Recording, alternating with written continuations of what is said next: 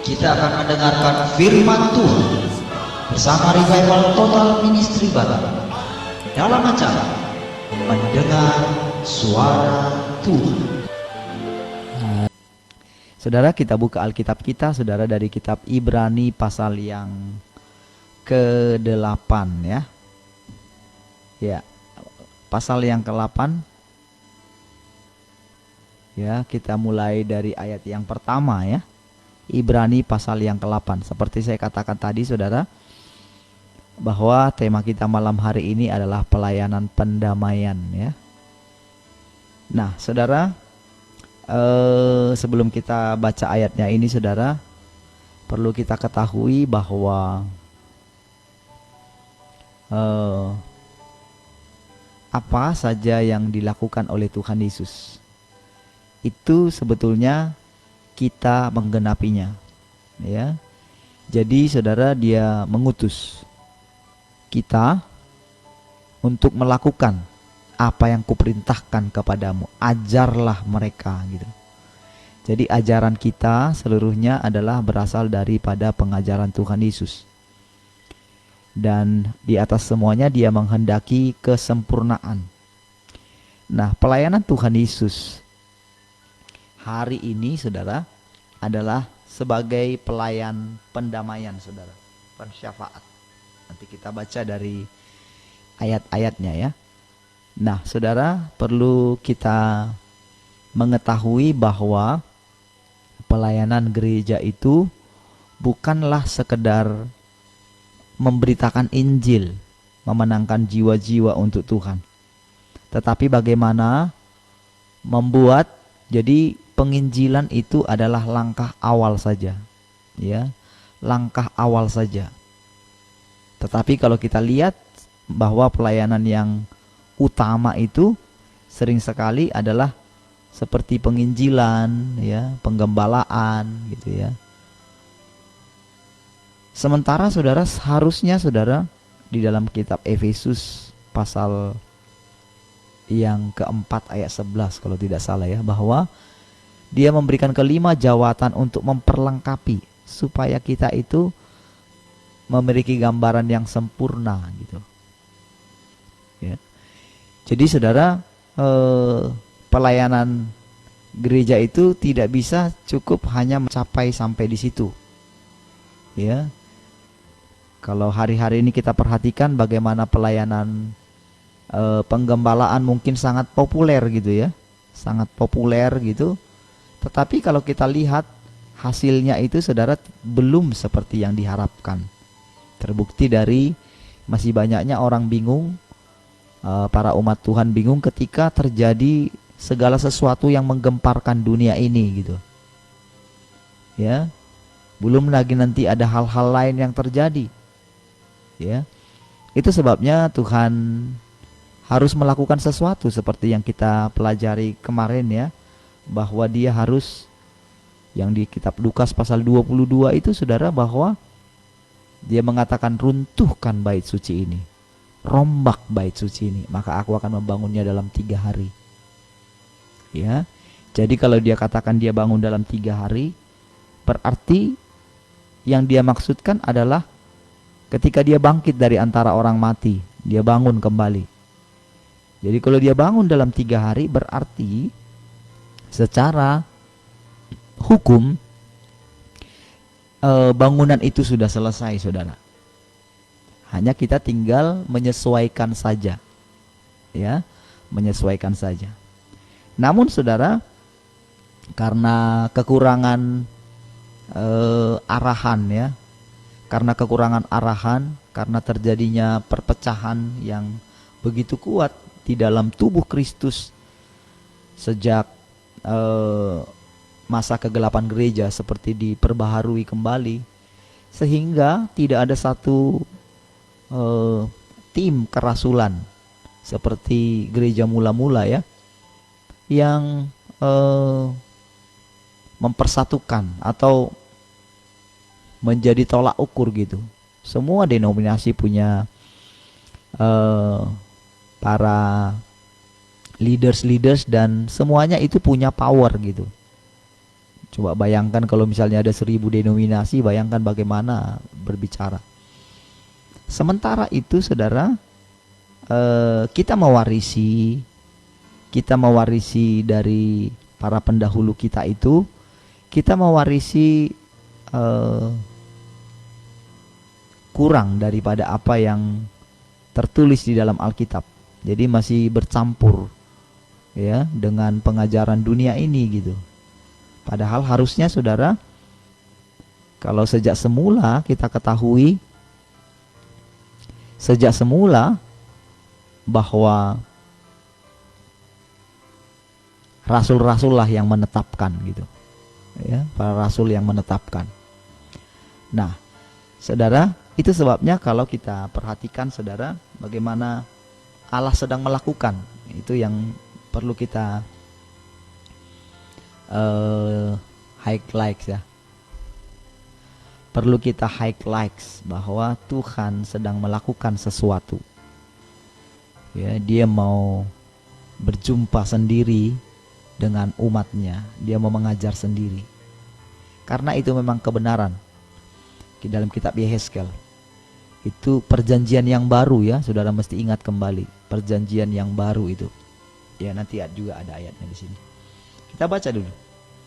Inti segala yang kita bicarakan itu ialah kita mempunyai imam besar yang demikian, yang duduk di sebelah kanan tahta yang maha besar di surga, dan yang melayani ibadah di tempat kudus, yaitu di dalam kemah sejati yang didirikan oleh Tuhan dan bukan oleh manusia. Jadi saudara, kita baca dulu ya. Sebab setiap imam besar ditetapkan untuk mempersembahkan korban dan persembahan, dan karena itu Yesus perlu mempunyai sesuatu untuk dipersembahkan. Sekiranya ia di bumi ini, ia sama sekali tidak akan menjadi imam. Ya, tidak akan menjadi imam.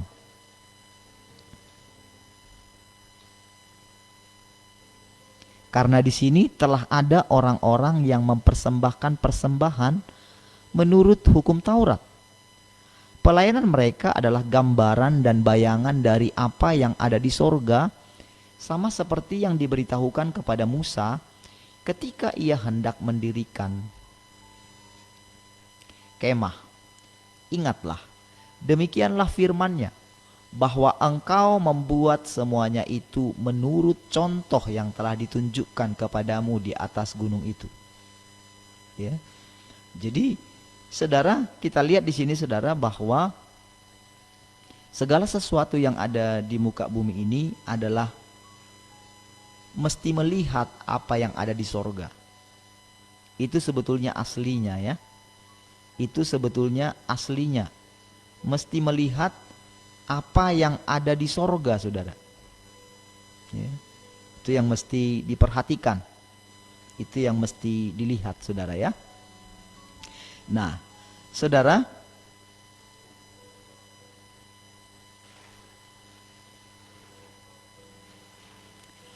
ketika Musa mendirikan bait suci, saudara, ketika dia mendirikan bait suci, dikatakan bahwa dia harus melihat. Jadi yang dia lihat itu di sorga. Jadi yang ada di bumi ini adalah bayangan gitu. Bayangan. Nah, saudara, ini adalah rancangan semula. Jadi saudara, Tuhan harus memilih satu suku. Ya, satu suku Lewi. Ya, satu suku Lewi. Dan pernah juga saudara, karena mereka berontak, suku Lewi ini juga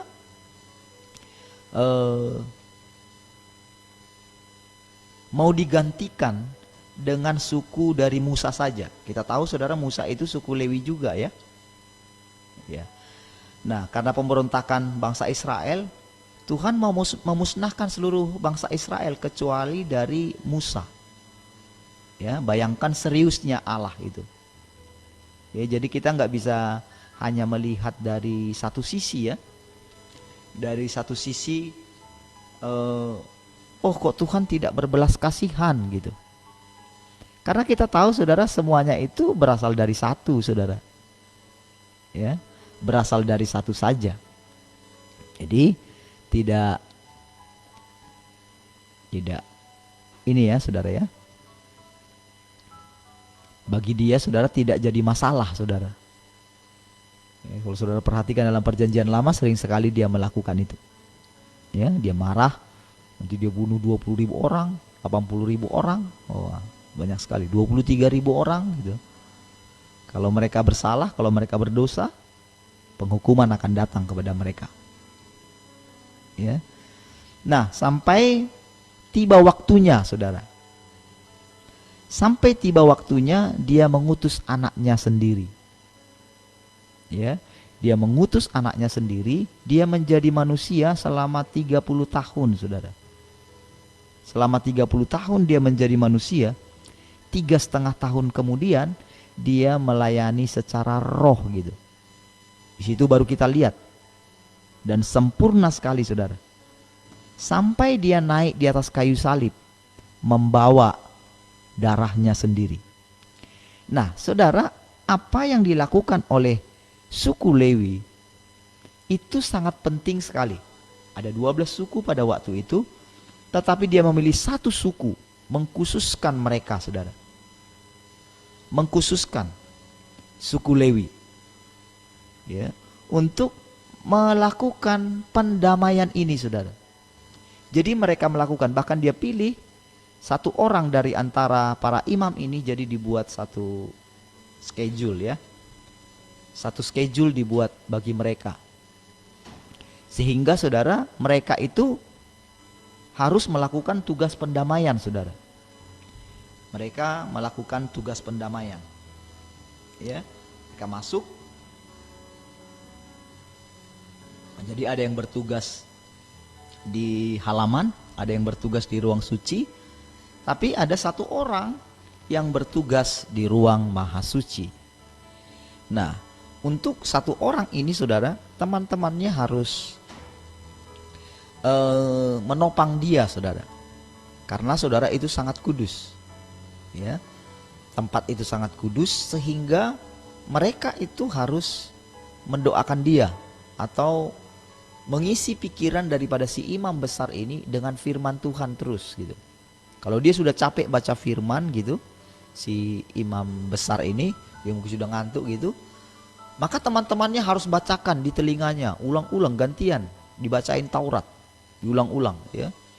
5 kitab Taurat itu ya diulang-ulang, dibacain gitu. Dibacain terus, supaya apa? Supaya pikirannya ini tidak diisi atau dikotori oleh si jahat, karena fatal akibatnya. Saudara akan melihat nanti kekudusan daripada seorang imam gitu. Ya, kekudusan daripada seorang imam.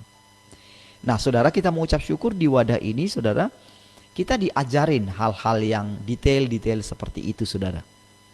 Ya, itu sebabnya saudara mesti mulai ini ya, memperhatikan itu ya, mari mulai belajar ya, memperhatikan itu.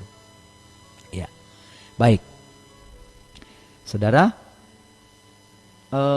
Jadi saudara, seorang yang masuk ke dalam itu saudara, dia melakukan tugas rahasia saudara. Karena intinya di situ. Kemarin saudara saya dapat gambaran dan saya gambarkan kepada saudara apa yang dia lakukan seperti seorang yang bertugas di server utama dari sebuah layanan misalnya layanan Windows ya. Layanan atau misalnya ada perusahaan besar gitu ya. Nah, ada seorang IT. Biasanya perusahaan besar itu punya kepala IT saudara. Kalau mereka punya cabang dan mereka punya aplikasi yang dijalankan terkoneksi satu dengan yang lain seluruh Indonesia, maka akan ada satu orang IT ya, tentu dia punya banyak bawahan ya, untuk mengatur supaya semua komputer yang terkoneksi dengan server utama itu bisa baik semua saudara.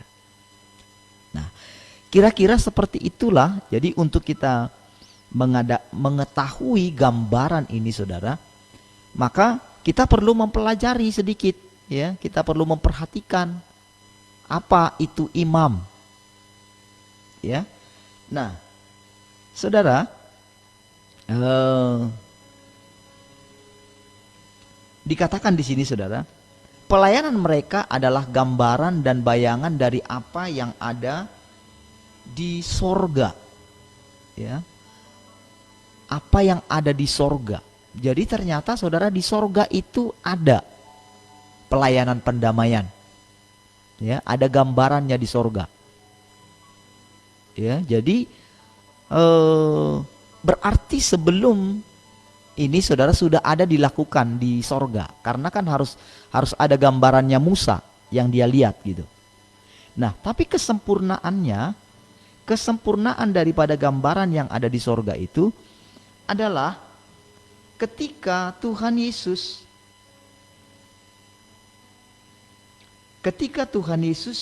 naik ke sorga. Ya, jadi ketika dia turun, ya, sebelum dia bangkit itu saudara, Maria kan menjumpai Tuhan Yesus. Ya, Maria menjumpai dia, ketika dia lihat pada waktu itu dia mau bersimpuh, Tuhan bilang, jangan sentuh aku karena aku belum bertemu dengan Bapa gitu. Nah, berarti saudara, setelah itu saudara, kita lihat seminggu kemudian ketika Tuhan menampakkan diri kepada Thomas, dia berkata kepada Thomas, taruhkanlah jarimu di sini. Berarti saudara, dia sudah naik ke sorga. Dari situ kita mengetahui ya. Ya, jadi saudara, peristiwa kenaikan itu saudara tidak boleh hanya kita artikan bahwa dia naik itu hanya pada hari ke-40. Jadi saudara, dari ayat-ayat yang selanjutnya kita lihat tadi itu bahwa Tuhan Yesus ternyata sudah turun naik ke surga selama masa 40 hari itu saudara. Jadi dia nggak hanya ada di bumi lagi selama 40 hari itu seperti kebiasaan kita berpikir gitu, atau yang diajarkan kepada kita, karena kita itu memang sering mengalami hal yang seperti itu, atau karena itu sudah diajarkan berulang-ulang, maka kita pikir seperti itulah kejadiannya. Ya. Kalau saudara ikuti hari Minggu kemarin saudara, ketika saya sampaikan tentang bagaimana Daud itu ya, ketika membawa tabut Tuhan itu, kita ketahui di sana bagaimana dia kita lihat bagaimana ceritanya di situ Usa disambar sama Tuhan. Dan kita baca di situ alasannya adalah karena cara bawanya yang salah gitu. Nah, tetapi saudara, di situ saudara, ketika saya bertanya itu, saudara, ada di sana sebetulnya. Jadi kita perlu dengan berani saudara, karena memang Roh Allah ada di dalam kita, segala sesuatu itu menuju kepada kesempurnaan. Jadi firman itu selalu up to date gitu. Jadi tidak boleh firman itu hanya apa yang dikatakan oleh para pendahulu kita. Jadi Allah itu hidup untuk masa kita gitu. Makanya dikatakan, kalau engkau mendengarkan suara Tuhan hari ini, pada hari ini, jika engkau mendengarkan suaraku, jangan keraskan hatimu. Ya. Cuman karena selama ini kita tidak diajar untuk benar-benar saudara, selalu setiap hari berlatih mendengarkan suara Tuhan, maka kita berpikir adalah biasa untuk tidak mendengar suara Tuhan. Padahal itu hal yang tidak biasa. Itu yang abnormal. Yang normal adalah kita biasa mendengarkan suara Tuhan gitu. Itu adalah hal yang biasa. Ya, jadi saudara perlu memperhatikan itu baik-baik ya. Nah, saudara, ketika Daud itu saudara, saya dapat pengertian bahwa memang itu belum waktunya. Jadi perasaannya Daud yang begitu kuat ingin melakukan sesuatu untuk Tuhan yang dianggap dia bisa dia perlakukan terus seperti itu, ternyata saudara dia menemukan satu dimensi yang baru tentang takut akan Tuhan. Sebelumnya dia sudah belajar tentang takut akan Tuhan, Ya, bagaimana dia tidak berani menjamah Saul.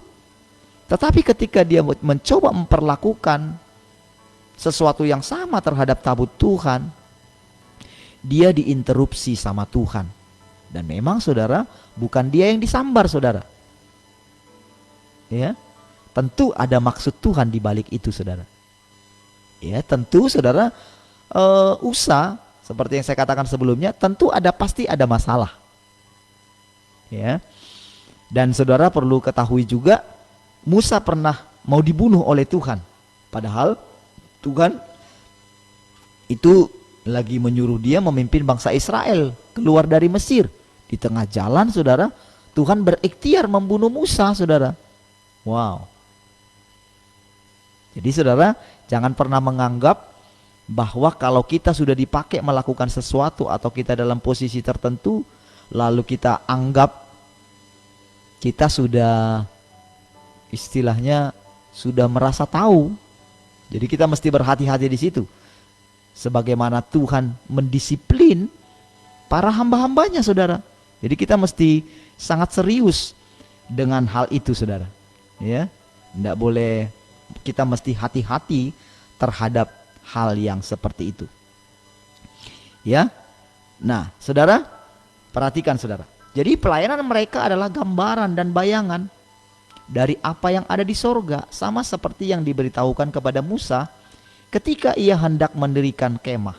Ingatlah, demikian firman-Nya, bahwa engkau membuat semuanya itu menurut contoh yang telah ditunjukkan kepadamu di atas gunung itu. Jadi saudara, itu adalah satu contoh. Ya, di atas gunung itu adalah satu contoh saudara. Jadi mesti kita perhatikan di situ ya. Nah, jadi sebetulnya polanya harus persis seperti ini, saudara. Saudara, selama ini saudara, gereja sudah mengenal yang namanya pelayanan pendamaian, yaitu pelayanan syafaat, saudara. Namun selama ini pelayanan syafaat itu masih hanya mengandalkan begini, saudara. Mendoakan sesuatu untuk apa yang sedang terjadi, atau ada yang lebih maju sedikit, mendoakan apa yang belum terjadi, tapi selalu berhubungan terhadap misalnya gangguan terhadap bangsa, ya, gangguan terhadap kota, kita mesti mendoakan pemerintah, mungkin apa yang dilakukan oleh si jahat. Sementara saudara, pelayanan pendamaian yang betul itu bukanlah seperti itu saudara. Bukan saudara. Tapi sebetulnya saudara, pelayanan pendamaian itu lebih tinggi dari situ saudara. Nah, di mana kita sebetulnya itu melakukan tindakan-tindakan yang disuruh oleh Allah kita lakukan saudara. Jadi bukan semau kita, bukan program saudara. Yang kita lakukan bukanlah program, tetapi yang kita lakukan adalah tugas yang diberikan Allah terhadap gerejanya, saudara. Makanya dikatakan di sini polanya adalah ingatlah. Jadi mesti diingatin, saudara, si Musanya. Ya. Ingatlah. Demikian firman-Nya, bahwa engkau membuat semuanya itu menurut contoh yang telah ditunjukkan kepadamu di atas gunung itu. Jadi Musa mesti diingatkan. Ya. Namun saudara, kalau kita lihat saudara, berikut-berikutnya saudara, setelah kematian Musa, pelayanan pendamaian atau pelayanan imam itu saudara, itu masih berlangsung. Namun kita melihat kelunturan daripada pelayanan imam itu. Sehingga saudara, kita menemukan saudara bahwa pelayanan imam di masa perjanjian lama pun sudah mengalami pembaharuan, saudara. Sudah mengalami pembaharuan. Coba kita lihat dulu saudara di Yehezkiel 44 ayat 15. Ya. Yehezkiel 44 ayat 15. Ya. Lihat ini saudara. Sebelumnya saudara, sebetulnya imam itu saudara adalah seluruh bangsa Israel saudara. Tetapi saudara ketika bangsa Israel itu menolak gitu, ketika dilempar, ketika mereka menyembah berhala itu saudara, disitulah mulai pelayanan ke suku Lewi saja saudara. Tadinya saudara seluruh bangsa Israel mau dijadikan jadi kerajaan imam. Wah, itu sistem kerja Allah ternyata demikian. Jadi dia mencari orang-orang, dia mempersiapkan benih sulung saudara. Ya, itu benih sulung. Makanya saudara kalau saudara baca di dalam kitab Wahyu itu kan harus ada orang-orang yang mati martir. Harus lengkap dulu jumlahnya. Jadi untuk itu pun saudara Tuhan yang pilih semua. Dari setiap generasi selalu ada. Makanya dikatakan berharga di mataku kematian orang-orang yang kukasihi. Gitu. Ada nilainya. Nilainya dari mana? Nilainya dari kehidupan yang dia berikan, saudara. Ketaatan yang dia tunjukkan. Itulah yang membuat nilainya itu semakin tinggi, saudara. Persembahannya. Nah, seperti itulah cara Tuhan juga membangun nanti kota yang kudus itu. Jadi dibangun dari apa yang kita persembahkan selama kita hidup. Jadi saudara, kita akan sangat menyesal sekali nanti kalau selama kita di muka bumi yang kita kejar adalah berkat gitu. Itulah yang ditawarkan oleh si jahat. Ya, dia tawarkan, dia ambil ayat dari firman Tuhan, dia penuhi mimbar-mimbar, ya. Dia penuhi mimbar-mimbar itu dari hanya sekedar bagaimana supaya orang Kristen itu berpusat pada diri sendiri, bukan berpusat kepada Tuhan. Jadi pelayanan imam itu adalah berpusat kepada Tuhan, saudara. Lihat saudara betapa apa dibilang ya, betapa egoisnya pelayanan yang kita lihat hari-hari ini, saudara. Bagaimana jemaat itu harus mungkin di entertain gitu, supaya jemaat itu betah. Ada yang namanya pelayanan bintang 5, saudara. Tapi bukan pelayanan bintang 5 untuk Tuhan, saudara. Tapi bagaimana pelayanan bintang 5 untuk jemaat, supaya jemaat itu betah gitu. Dan dia terus datang gitu karena disambut gitu, karena diterima gitu. Ya. Nah, perhatikan ini Yehezkiel 44 ayat 15.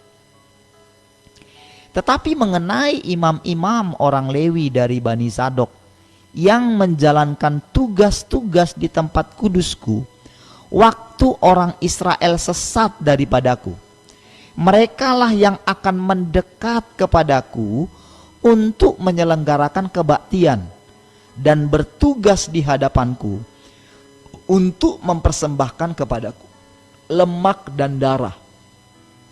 Demikianlah firman Tuhan Allah.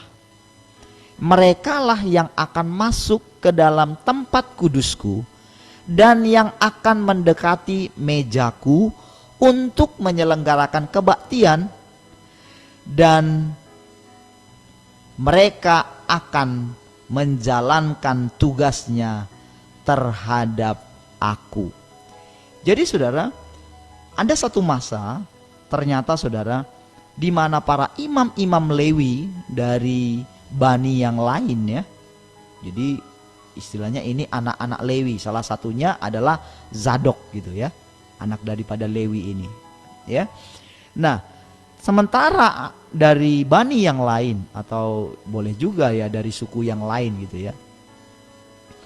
Nah, dari suku yang lain, dari marga Zadok lah, dari marga Lewi lah gitu ya. Nah, sementara yang lain itu saudara, mereka hanya melakukan tugas mereka sebagai rutinitas, atau mereka lalai menjalankan tugasnya gitu sebagai imam, seperti yang ditetapkan tadi kepada Musa. Karena saudara, di sini tentu saudara Tuhan tidak melihat secara ukuran lagi sebagai jasmani. Dia sudah mulai melihat ke dalam hatinya. Jadi saudara, perlu kita ingat itu saudara. Dari semua tokoh-tokoh dalam Alkitab, Tuhan berurusan dengan hati mereka masing-masing. Ketulusan hatinya, tidak berbuat jahat. Tuhan proses semua para pendahulu-pendahulu kita saudara. Tentu saudara, hal yang sama juga terjadi di zaman kita saudara. Pasti terjadi. Tentu dia pilih juga orang-orang tertentu. Jadi dari orang-orang ini yang akan mempersembahkan. 1 Petrus 2 ayat 9 dikatakan bahwa semuanya kita ini adalah golongan imam saudara. Semua kita ini golongan imam. Ya. Dan itu akan naik tingkatannya, levelnya masing-masing. Jadi kita ini kalau imam itu, imam adalah seorang yang mempersembahkan sesuatu untuk Tuhan, yang menjaga dirinya. Bahkan kita diangkat itu sampai standarnya Tuhan Yesus. Kita sudah belajar kemarin buku pemuritan di bagian pertama dari buku 13 ya. Tentang Yesus manusia standar, bab 125 saudara. Ya. Nah, di sana saudara Yesus sebagai standar atau sebagai tolak ukur gitu. Nah, saudara di sini kita lihat mereka dipanggil, merekalah yang akan mendekat kepadaku untuk menyelenggarakan kebaktian dan bertugas di hadapanku. Nah, tentu saudara, di seluruh muka bumi ini tentu ada kelompok-kelompok tertentu yang mereka memang dipersiapkan oleh Tuhan saudara. Mereka dipersiapkan oleh Tuhan untuk menyelenggarakan kebaktian di hadapannya. Jadi orang-orang ini dibawa melihat sorga, atau mereka itu mengalami persekutuan saudara. Mereka mengalami persekutuan. Jadi saudara, Tuhan melakukan di dalam saudara. Pola kerja Tuhan selalu demikian saudara. Dia mencari orang-orang yang mau bersekutu dengan dia. Jadi pola yang benar dari kerajaan sorga bukanlah mengumpulkan banyak lalu melatih mereka sesuatu, mengajarkan segala sesuatu, lalu melepaskan mereka begitu saja. Pola Tuhan tidaklah demikian. Dia mencari orang-orang tertentu yang senantiasa mereka ini masuk lebih dalam kepada Allah. Nah, dengan seperti itulah melalui hidup orang-orang ini akan mengubahkan orang-orang yang tergabung dengan mereka gitu. Tergabung dengan orang-orang ini. Ya, saudara mungkin bisa dapat gambaran sedikit ya. Sementara si orang-orang ini yang sudah sadar akan hidupnya bukan dia lagi tapi Kristus. Nah, inilah yang dia lakukan, saudara. Ya. Jadi tergantung sekarang posisi kita ada di mana. Posisi saudara ada di mana gitu. Saudara sudah dipanggil nggak masuk lebih dalam? Karena dikatakan di sini saudara, berarti di zaman akhir ini saudara, Tuhan lagi mencari lagi orang-orang seperti dari Bani Zadok ini saudara. Yaitu orang-orang yang dipanggil datang mendekat. Jadi ingat saudara, di akhir zaman ini sebetulnya kita sedang masuk kepada penuaian, bukan penginjilan saudara, tetapi kepada penuaian. Ya, perhatikan baik-baik, ini bedanya ya antara penginjilan dan penuaian. Penuaian adalah karena sudah tiba waktunya menuai. Kalau selama ini saudara, orang menganggap melalui penginjilan terjadi penuaian. Bukan. Ada namanya musim menuai. Kalau tidak ada musim menuai, nggak ada yang akan dituai saudara.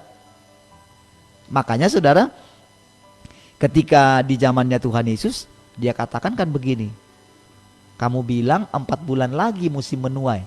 Itu berarti musim menuai secara jasmani gitu. Maksudnya menuai padi gitu ya, atau menuai gandum gitu.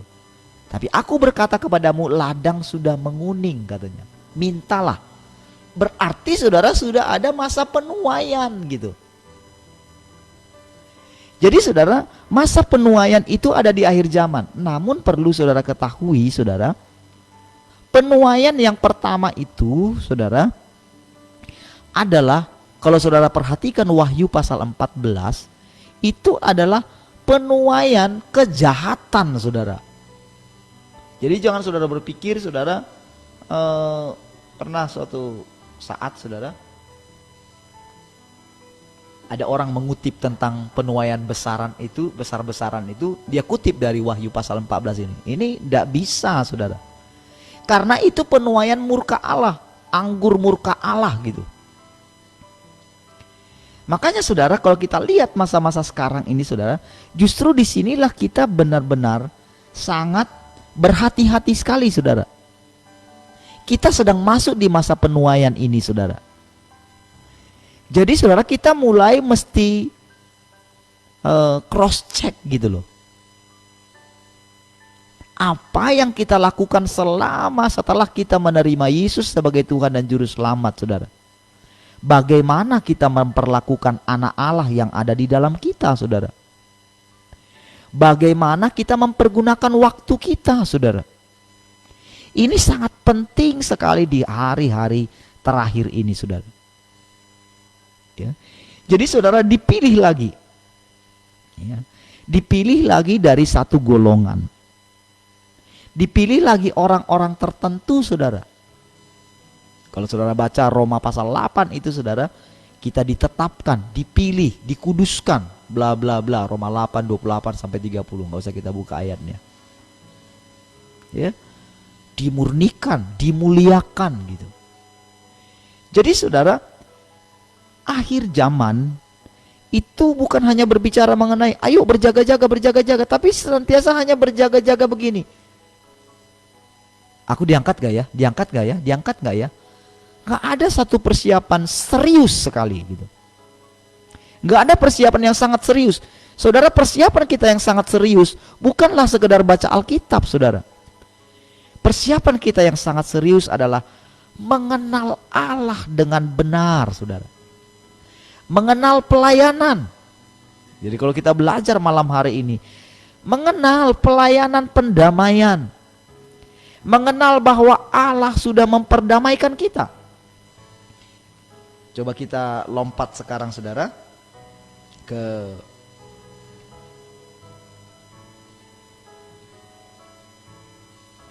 Ibrani 10 ayat yang ke-13. Ya saudara, saya menyarankan saudara boleh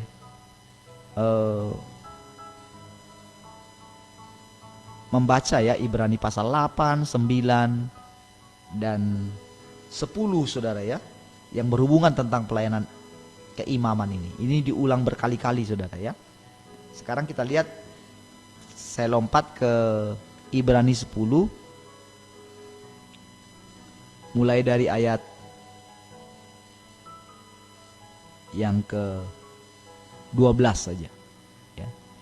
Tetapi ia, maksudnya Tuhan Yesus, setelah mempersembahkan hanya satu korban saja karena dosa, ia duduk untuk selama-lamanya di sebelah kanan Allah.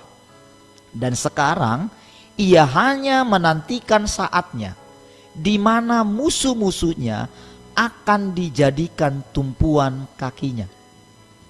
Saudara, Tuhan Yesus setelah dia melakukannya, ya, ingat perkataan yang tadi saudara, Yesus itu mengatakan, rombak bait suci ini, maka aku akan mendirikan dalam 3 hari, akan membangunnya kembali. Kalau di terjemahan yang lain, robohkan bait suci ini, maka aku akan membangunnya kembali dalam 3 hari. Dan dia melakukan itu. Dan dia katakan ketika dia kayu salib, sudah selesai. Lalu dia naik ke sorga, dia bawa, dia melakukan itu. Dan dia lakukan sekali untuk selama-lamanya. Jadi sudah selesai. Makanya di dalam kitab Efesus pasal yang kedua, ayat yang keempat sampai dengan ayat yang keenam, ketika kita menerima Yesus dikatakan kita didudukkan di sebelah kanan Allah Bapa bersama dengan Tuhan Yesus. Makanya dikatakan saudara, kita itu harus belajar duduk. Duduk bersama dengan Tuhan. Itu yang harus paling pertama sebetulnya. Hanya saja saudara, selama ini yang saya perhatikan ya dari dulu ya, tahun 97 saya bertobat saudara. Setelah orang itu, saya boleh bilang saudara, itu masa-masa penuaian saudara. Dengan mudahnya banyak sekali orang dituai. Saya ingat sekali saudara, gereja kami waktu itu saudara bukanlah terkenal dengan menginjili satu-satu, enggak saudara, bukan. Tapi benar-benar saudara, pada waktu itu kota Batam dilanda dengan namanya roh pertobatan. Setelah ada satu orang yang berdoa untuk kota ini saudara, untuk pulau ini, diutus oleh Tuhan dari negaranya saudara. Dan itu terjadi saudara. Saya boleh melihat waktu itu setiap orang datang ke Batam itu bertobat saudara. Nah, tapi selanjutnya saudara, yang paling ditekankan waktu itu langsung adalah ya mengikuti kebiasaan, pendalaman Alkitab dan sebagainya.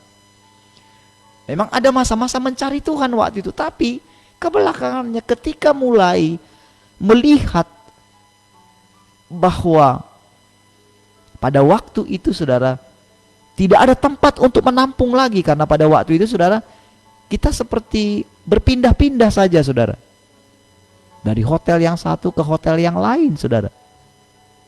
Boleh dikatakan waktu itu saudara, itu belum ada yang membangun gereja pada waktu itu saudara. Jadi hanya berpindah-pindah saja. Kadang-kadang saudara memang repot juga. Kadang-kadang kita sudah setting, itu pas ada mau pesta besoknya di hotel tersebut gitu, wah itu langsung kita di cancel saudara. Wah harus cari, wah itu harus kita umumkan lagi. Tapi saudara, kemanapun kita pindah, jemaat pasti datang gitu. Walaupun pada waktu itu nggak ada pemberitahuan apa-apa, belum seperti sekarang saudara. Semua ada WA segala macam. Belum seperti sekarang dulu. Jadi hanya cukup ditempatkan orang di sana, di hotel A, ditempatkan di sana. Wah, maaf Pak, ibadahnya sudah pindah ke hotel B gitu. Wah, cukup jauh juga jaraknya, harus nambah ongkos lagi. Tapi karena ada hadirat Tuhan yang kuat saudara, orang itu rela bayar harga. Bahkan saya ingat pada waktu itu saudara, tidak sedikit dari antara jemaat yang ibadah sampai 3 kali dalam satu hari. Itu udah biasa. Ya saya salah satu contohnya saudara. Nah saudara, belakangan saudara mulai ketika naik, mulai memperhatikan diri, dan arahnya mulai kepada bagaimana mempertahankan jemaat ini, bukan lagi bagaimana duduk di kaki Tuhan saudara. Saudara yang dikasihi Tuhan Yesus, pelayanan pendamaian adalah duduk di kaki Tuhan saudara. Saudara, sebelum kita masuk lebih dalam untuk mengerti apa namanya menyelenggarakan kebaktian itu saudara, semua kita harus belajar duduk diam. Disitulah kita terus dibersihkan, karena kita ini dikuduskan lewat persekutuan kita dengan Allah gitu saudara. Bukan dengan sekedar mengaku-ngaku minta ampun. Coba saudara perhatikan saudara. Apakah saudara tidak bosan minta ampun terus saudara, sementara saudara jatuh lagi dalam dosa yang sama?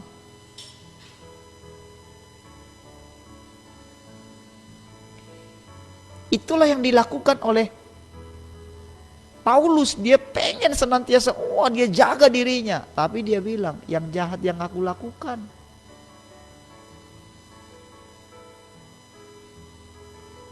sampai dia harus diizinkan mengalami duri dalam daging itu.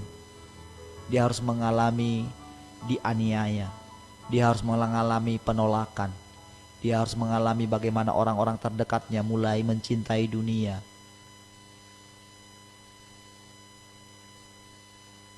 Sampai saudara, dia harus diizinkan masuk di penjara. Dari penjara itulah dia mulai banyak kembali saudara, mengalami persekutuan dengan Allah. Sebagaimana Yohanes, muridnya Tuhan Yesus, juga dibuang ke Pulau Patmos. Di sana juga dia mengalami perjumpaan dengan Tuhan. Mungkin dia diizinkan salah satu murid yang tidak harus mati karena dianiaya saudara. Dia benar-benar mati karena dia tua saudara. Dialah satu-satunya rasul yang menikmati masa tuanya. Dia duduk di kaki Tuhan. Kita nggak mendengar mungkin pelayanannya yang spektakuler saudara. Tapi bukan kita berarti bisa niru-niru. Enggak saudara. Itu tetap pilihan saudara. Tapi dari sini kita belajar saudara. Semua kita dipanggil duduk di kaki Tuhan. Perhatikan saudara, sekali lagi saya baca. Tetapi ia telah mempersembahkan hanya satu korban saja karena dosa. Ia duduk untuk selama-lamanya di sebelah kanan Allah. Jadi sebetulnya kita pun demikian saudara. Ketika dia menemukan diri kita saudara, bukan berarti harus berulang-ulang kita mempersembahkan tubuh kita, bukan. Sebetulnya sekali saja. Sama seperti Abraham. Ketika diminta sekali, dan sekali itu saja saudara. Dan lihat dia duduk saja. Jadi sekarang kita juga demikian. Kita bukan melakukan sesuatu, bukan melakukan yang belum terjadi, tetapi kita hanya bekerja sama untuk menggenapkan saja apa yang sedang dia kerjakan, apa yang dia telah kerjakan saudara. Dan dikatakan sekarang ia hanya menantikan saatnya di mana musuh-musuhnya akan dijadikan tumpuan kakinya. Saudara bisa baca juga itu dalam 1 Korintus 15 ya, ayat 26. Dia dikatakan hanya duduk saja, dan Bapaknya membuat segala sesuatu tunduk di bawah kakinya. Bapaknya yang bekerja melalui siapa? Tentu melalui kita semua. Saudara yang dikasihi Tuhan Yesus, pelayanan pendamaian, pelayanan imam hanya boleh kita mengerti ketika kita duduk di kaki Tuhan. Saudara, tentu Tuhan tidak perlu memilih keimaman dari Zadok saudara, dari Bani Zadok. Kalau seandainya keimaman yang sebelumnya dari suku Lewi secara umum sudah diterima oleh dia, tetapi karena mereka tidak melakukan tugas mereka seperti yang dikehendaki hanya golongan Zadok saja, Bani Zadok saja, maka itu yang dipilih. Tentu berlaku juga sekarang saudara, keimaman kita bukan karena kita bergabung dalam kelompok pelayanan tertentu saudara sekarang. Memang itu ada perlunya juga di sana kita belajar menundukkan diri. Tetapi apabila kita bertumbuh terus dan menangkap, semuanya kita boleh datang kepada Allah. Ya, kalau saudara lihat dikatakan, dia akan membuat satu perjanjian yang baru. Dia berikan kepada kita hati yang baru. Nanti kita lihat ayatnya itu pada sesi diskusi. Baik saudara, saya akhiri dulu di sini. Nanti kita akan lanjutkan di sesi diskusi ya. Mari kita berdoa. Terima kasih Bapa Surgawi, terima kasih Tuhan Yesus, terima kasih Roh Kudus. Kami bersyukur malam hari ini untuk apa yang kami dengar. Kami berdoa untuk pelayanan selanjutnya. Biar kiranya Allah menolong kami semuanya. Dalam nama Tuhan Yesus. Haleluya. Amin.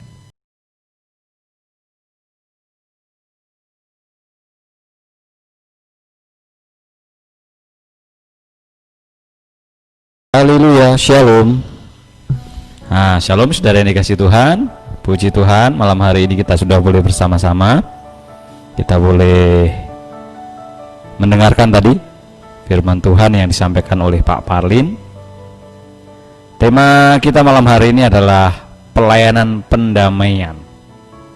Nah, saudara yang dikasih Tuhan, saya menyapa semua teman-teman yang sudah bergabung malam hari ini, baik yang ada di Facebook maupun yang ada di radio.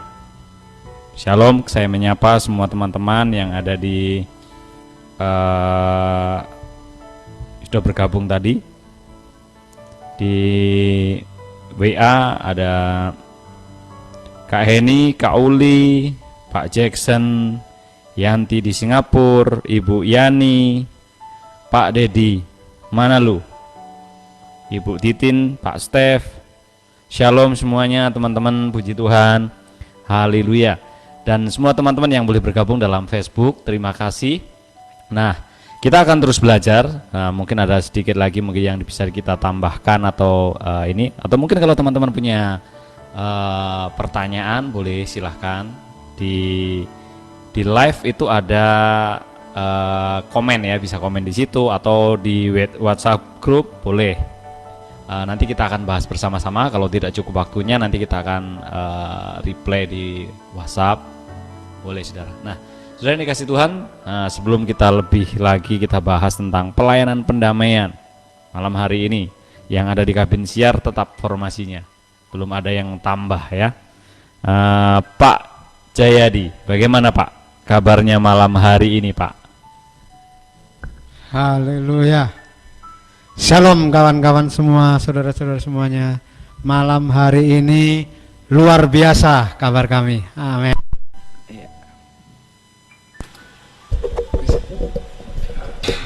Oke, puji Tuhan. Kabarnya Pak Jayadi luar biasa. Sudah menyapa teman-teman juga yang ada di bergabung malam hari ini. Puji Tuhan. Nah, yang sudah bersama-sama kita dari awal perjumpaan kita malam hari ini dalam acara mendengar suara Tuhan, Pak Parlin. Bagaimana kabarnya Pak malam hari ini Pak? Luar biasa. Haleluya. Ya. Haleluya, puji Tuhan. Nah, saudara yang dikasih Tuhan, malam hari ini tema yang ini cukup di buku pemuritan ada juga nih Pak ya, tentang pelayanan pendamaian ya. Nah, jadi terakhir tadi tentang diingatkan lagi di Ibrani 10, kalau saudara perhatikan apa yang disampaikan Pak Parlin minggu yang lalu, Yesus manusia standar, kemudian ada dalam ibadah di GBI Tembesi. Di sana dibahas tentang Ibrani ya, dari 8, 9, 10, nanti saudara bisa baca di rumah. Nah, saudara, malam hari ini tentang pelayanan pendamaian. Jadi kalau namanya pelayanan pendamaian tentunya yang jadi pelayan harus penuh dengan damai gitu loh. Jadi kalau sebenarnya kan analoginya itu harusnya sesimpel mungkin. Jadi enggak perlu lagi dicari pelayanan pendamaian dalam Alkitab ini bahasa aslinya apa, nggak perlu lagi gitu loh. Coba dipahami saja gitu ya. Kalau saya tadi buka di apa namanya, Pak Steph. Nah, jadi nanti bisa nonton dari awal karena bisa ditonton ulang. Ya. Yeah. Nah, kalau tadi saya coba buka di suratnya Paulus kepada jemaat di Korintus, saudara, itu ada satu perikop tentang pelayanan pendamaian itu, saudara. 2 Korintus 5 itu, saudara. Dari 2 Korintus 5 dari pasal yang ke-11 sampai yang ayat yang ke-11 sampai 21 itu, saudara. Di sana kalau saudara bisa perhatikan, saudara baca dengan baik-baik apa yang dialami oleh Paulus, seperti yang tadi disampaikan saudara, bahwa untuk menjadi seorang pelayan pendamaian adalah harus hidup sama seperti siapa yang memerintahkan itu bagi kita. Wah, di sini kalau saya tadi baca, wah, ternyata di zamannya Paulus juga itu pelayanan itu ada yang apa namanya, cuman modal necis gitu loh, modal necis doang, menjadi pengkhotbah yang necis-necis saja gitu. Ini saya baca ya, sedikit. Mana tadi? Nah, nih. Di ayat yang ke-12, agak sedikit keluar dari ayat-ayat yang disampaikan Pak Parlin tadi. Dengan ini kami tidak berusaha memuji-muji diri kami sekali lagi kepada kamu. Tetapi kami mau memberi kesempatan kepada kamu untuk memegahkan kami, supaya kamu dapat menghadapi orang-orang yang bermegah karena hal-hal lahiriah dan bukan batiniah. Ini dalam terjemahan baru ya. Sebab jika kami tidak menguasai diri, hal ini adalah dalam pelayanan Allah. Dan jika kami menguasai diri, hal itu adalah untuk kepentingan kamu. Firman Allah yang hidup lebih jelas, saudara. Ini sebenarnya ketika di awal-awal itu ya Paulus menghadapi banyak hal ya. Menjadi pelayan Allah yang murni, di ayat yang awalnya itu dikatakan yang terang benderang gitu loh. Tidak ada keuntungan yang dia mau ambil gitu loh. Kalau firman Allah yang hidup begini, apakah kami memuji-muji diri kami sendiri lagi? Tidak. Tetapi saya memberikan senjata kepada saudara untuk digunakan melawan pengkhotbah yang menyombongkan ketampanan rupa. Nah, ini sekarang mulai banyak yang pakai rambutnya wah, saya pernah lihat itu ada seorang hamba Tuhan tuh umurnya sudah cukup tua gitu, tapi rambutnya itu kalau disisir itu bisa benar-benar presisi gitu. Pakai minyak rambut yang lengket gitu mungkin ya, atau mungkin hairspray mungkin ya. Yang menyombongkan ketampanan rupa dan kepandaian berkhotbah, ternyata di zaman dulu pun mungkin sudah ada. Ya bukan mungkin, memang sudah ada karena ditulis sama Paulus ya. Tapi tidak mempunyai hati yang benar dan jujur. Saudara dapat membanggakan kami karena kami setidak-tidaknya jujur dan bermaksud baik. Kalau saudara baca di selanjutnya, saudara, menjadi pelayan pendamaian itu saudara tidak terkontaminasi dengan apapun yang membuat kita sakit hati, membuat kita kecewa, itu bisa saudara. Banyak hal, banyak alasan orang, bahkan jemaat, bahkan sesama pelayan Tuhan, sesama hamba Tuhan saling menyakiti gitu loh. Tapi tergantung dengan kita. Kalau kita menyatakan diri sebagai pelayan pendamaian, saudara, maka ya benar-benar damai gitu loh, tidak tercuri gitu loh. Ya wes, misalnya kita merasa sebenarnya aku kayak gini, bisa aja, bisa saja kita membela dengan berbagai masalah, dengan berbagai alasan kita membela diri kita. Tapi kita menetapkan diri kita duduk diam, tadi dikatakan Pak Pali, duduk diam dan tinggal di dalam hadiratnya. Dia tinggal di dalam kita. Nah, seperti terakhir tadi ada disampaikan bagaimana Kristus itu tinggal duduk saja gitu, sampai menunggu sampai tiba saatnya. Semua musuh-musuhnya dibawa menjadi tumpuan kakinya. Artinya apa? Bukan usaha kita lagi, bukan hasil dari kepandaian kita, bukan hasil dari pengetahuan kita tentang firman, tentang ini. Tapi ketika pelayanan itu datang dari hati, datang dari damainya hati, karena sang damai itu tinggal di dalam kita, itu akan membawa damai bagi orang lain. Dan itu tidak bisa dipungkiri, itu hasilnya nyata. Jadi sekalipun orang berkata, wah menceritakan kita di luar, menjelekkan kita atau apapun saudara, tetapi ketika kita hidup kita nyata, orang bisa melihat hidup kita, maka perkataan apapun tidak dapat menggoncangkan, karena dia yang membela kita melalui hidup kita yang nyata itu saudara. Nah mungkin sedikit itu dari saya dulu. Mungkin Pak Jayadi apa yang bisa disampaikan Pak malam hari ini tentang pelayanan pendamaian ini Pak. Silakan Pak. Haleluya, puji Tuhan. Ya, sebetulnya udah jelas ya tadi ya, itu tentang pelayanan pendamaian, bagaimana tadi juga disebutkan oleh Pak Parlin, ada perkataan atau firman Allah atau perkataan Tuhan Yesus yang luar biasa ya saudara ya, di dalam Yohanes 2 tadi ya, sempat disinggung bahwa rombaklah bait Allah ini, dan dalam 3 hari aku akan mendirikannya kembali. Padahal bait Allah ini saudara dibangun oleh orang itu 46 tahun, itu baru selesai dengan detail-detailnya saudara ya. Nah, apa yang dimaksud dengan perkataan Tuhan Yesus di sini adalah bagaimana sekarang terjadi ya, nyata di dalam kehidupan di masa-masa akhir zaman ini saudara, bahwa yang namanya bangunan buatan manusia atau tembok-tembok ya, atau boleh saya mau katakan gereja-gereja atau gedung-gedung gereja, denominasi gereja, nama gereja, itu hari-hari ini dirobohkan saudara ya, dirobohkan. Jadi orang sudah tidak lagi berpandangan, oh saya gereja A atau gereja B atau gereja C nantinya. Ini ada prosesnya untuk ke arah situ saudara ya, ke arah bagaimana jemaat tidak terpenjara lagi, tidak terkungkung lagi, tidak terkotakan lagi oleh apa? Oleh denominasi gereja atau nama-nama gereja, atau mungkin ya pengajaran-pengajaran satu gereja gitu saudara ya. Tetapi sudah nantinya dalam proses mengarah ke semuanya ke imam besar agung, yaitu ke Tuhan Yesusnya saudara ya.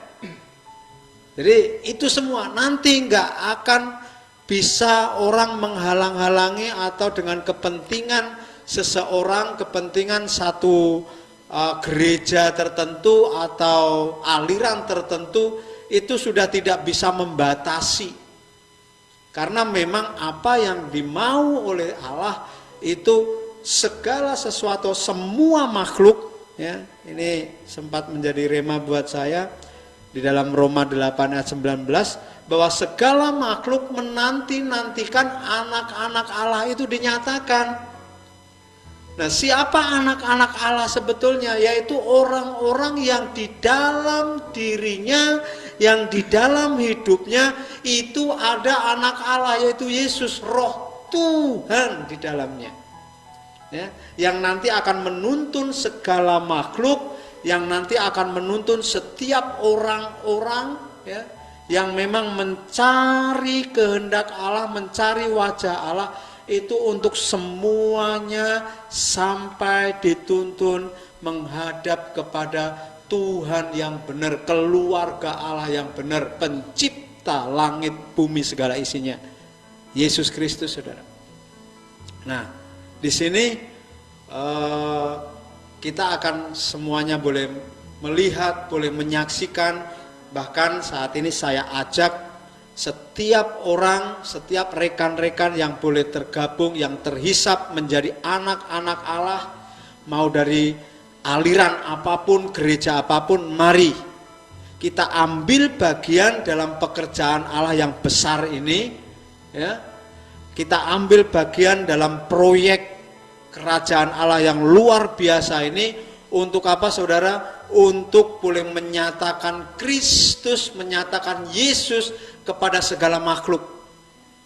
Untuk nanti sampai dalam kesudahannya dibawa kepada Allah semuanya saudara.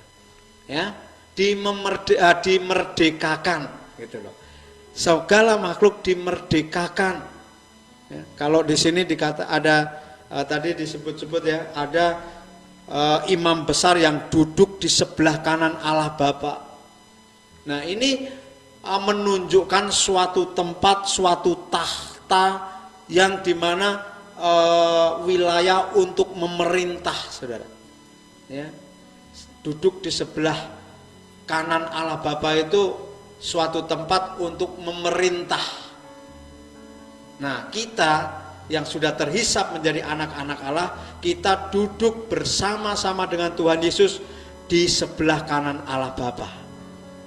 Tentunya untuk memerintah bersama-sama dengan Tuhan, memerintah segala makhluk, ya. Dengan apa? Dengan penuh kedamaian.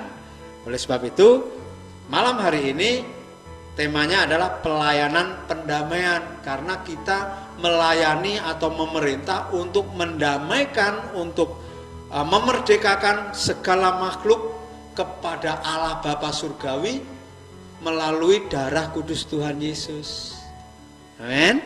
Nah, inilah tugas kita. Mari ambil bagian dalam proyek yang besar, yang luar biasa, yang saat ini Tuhan sedang gongkan, ya. Tuhan sedang sediakan bagi kita untuk kita boleh ambil bagian di dalamnya. Ini proyek yang luar biasa, jangan takut, jangan khawatir, ya. Mari siap sedia untuk boleh bekerja di dalam proyek yang luar biasa ini untuk kemuliaan Allah Bapa Surgawi. Haleluya, puji Tuhan. Mungkin cukup itu, Om. Terima kasih, Tuhan memberkati. Haleluya. Jadi Pak Jayadi ingatkan bersiap untuk dalam proyek yang besar ini gitu ya. Nah, saudara, kalau saudara nanti boleh dengarkan ulang gitu ya tentang semua yang disampaikan, saudara, saya percaya seperti halnya Paulus. Jadi kalau kita mau belajar pelayanan pendamaian ini adalah satu tingkat di atasnya sebenarnya dari pelayanan Injil keselamatan gitu ya. Jadi ada peningkatan dari sebuah pelayanan. Jadi pelayanan tidak melulu tentang keselamatan gitu ya, menyampaikan Injil keselamatan. Namun ketika bertumbuh ke atas, saudara, itu sampai kepada tingkat pelayanan pendamaian. Jadi kalau udah namanya pendamaian itu nanti saudara akan ketemu yang aneh-aneh. Nah, makanya dulu kami waktu pertama-pertama juga aneh gitu loh, kok bisa ya roh orang mati ya bisa didamaikan dengan Allah gitu ya. Kemudian bahkan setan-setan gitu. Nah, saudara harus masuk ke buku pemuritan, kalau dijelaskan di sini nanti dipotong-potong jadinya malah tidak mendapatkan apa-apa. Nah, saudara, namun saya percaya semua teman-teman yang selalu bersama-sama dalam pelayanan ini, dalam pemuritan, kita akan semakin dibawa mengerti, naik demi tingkat ya. Jadi namanya tadi dikatakan ya, sekarang gantinya kita ini gantinya Tuhan Yesus yang sudah naik ke surga gitu ya, yang menyatakan dirinya. Nah, kalau Tuhan Yesus dulu tidak berdosa, tidak cacat, tidak celah gitu ya, kalau kita tinggal di dalam Dia, ya Dia yang di dalam kita itu yang membawa kita. Jadi ini ada pelayanan yang lebih detail. Kalau saya boleh tangkap, pelayanan pendamaian adalah pelayanan yang lebih detail, karena ada hal-hal yang khusus yang dalam tanda petik belum semua orang bisa terima. Karena apa? Ya karena masih ada yang mau diperhatikan toh, cara berpakaiannya ketika ada di mimbar, ketika rambutnya yang harus jambul ke kanan, jambul ke kiri gitu ya. Namun ini adalah pelayanan yang dari dalam. Jadi benar-benar hati yang murni yang dari Dia itu yang membuat kita bisa melayani orang penuh dengan kedamaian itu. Jadi pelayanan pendamaian adalah tingkatan yang lebih naik lagi. Kalau sudah tertantang untuk itu, Pak Jayadi bilang ini adalah proyek bagi kita semuanya. Apapun saudara dimanapun harus ada progres naik. Pak Farin ingat yang disampaikan kemarin itu, kita ini tidak di bawah lagi, kita sudah di atas membangun yang sudah di atas itu. Kita sudah mungkin finishingnya, mungkin tinggal pasang aksesorisnya di rumah-rumah itu sudah. Jadi naik terus, progresnya harus ada. Haleluya. Mungkin belum ada pertanyaan, mungkin karena waktunya sudah 21.37, saya kembalikan ke Pak Parlin. Terima kasih, Tuhan Yesus memberkati. Oke, ya.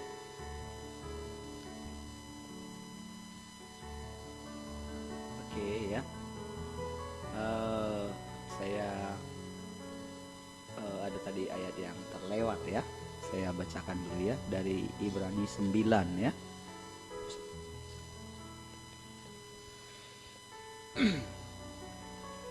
Tetapi Kristus telah datang sebagai Ibrani pasal 9 ayat 11 ya sampai 13 ya.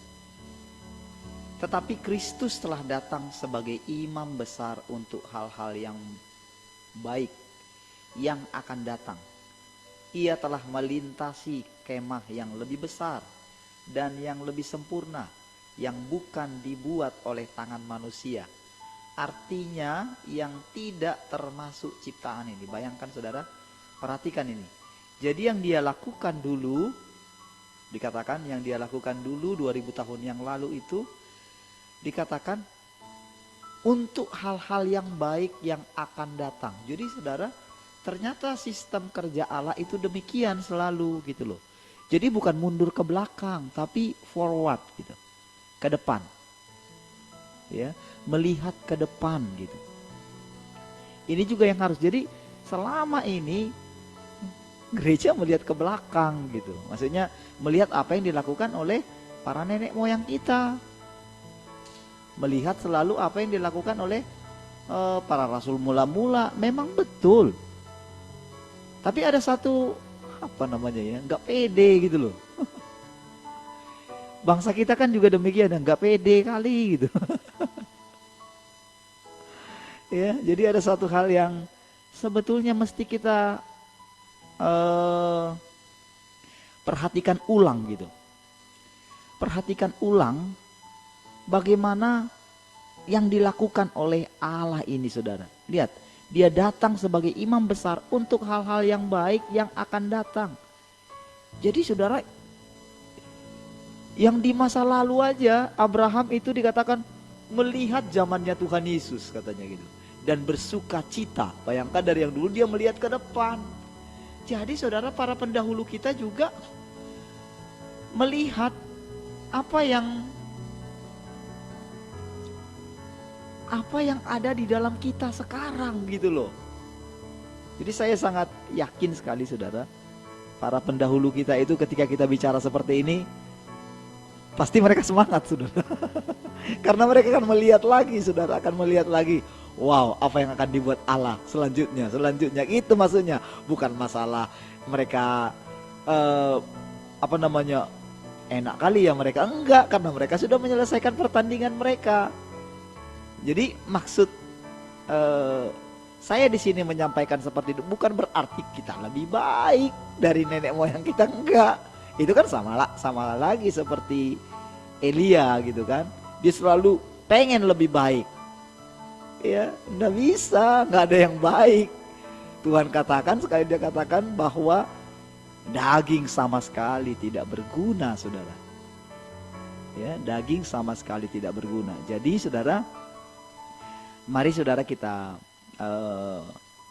perhatikan ya, baik-baik bahwa dia melakukan. Jadi dia telah melintasi kemah yang lebih besar dan yang lebih sempurna, yang bukan dibuat oleh tangan manusia.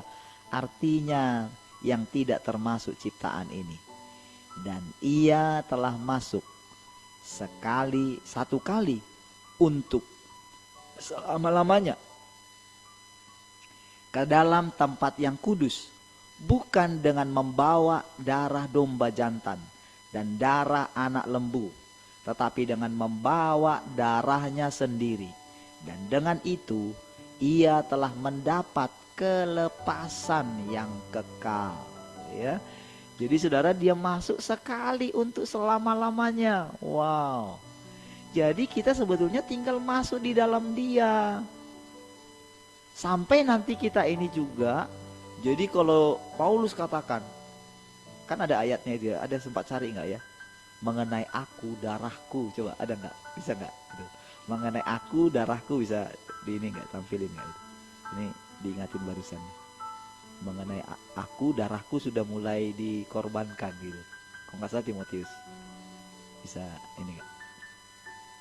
dibacain. Ada nggak? Mengenai aku, darahku sudah mulai dipersembahkan sebagai korban. Apa enggak? Mengenai aku, darahku sudah mulai. Ada nggak? Belum ya? Mengenai aku, darahku.